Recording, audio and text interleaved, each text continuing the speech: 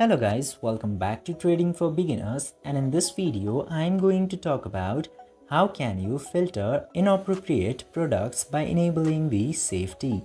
Now, in order to do that, you just simply have to open your shop application, and after opening your shop or ShopPay application, you just simply have to go over your profile pictures into the top right corner, and after going into there, just simply select the setting option. Now, after selecting the setting option, you will directly get the option of safety. Tap to that safety option and you will get three options into this page. First one is on, second one is blur, and third one is off.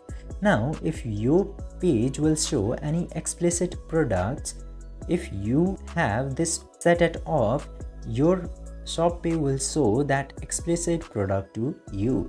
But if you select it at blur, it will blur that product into your page.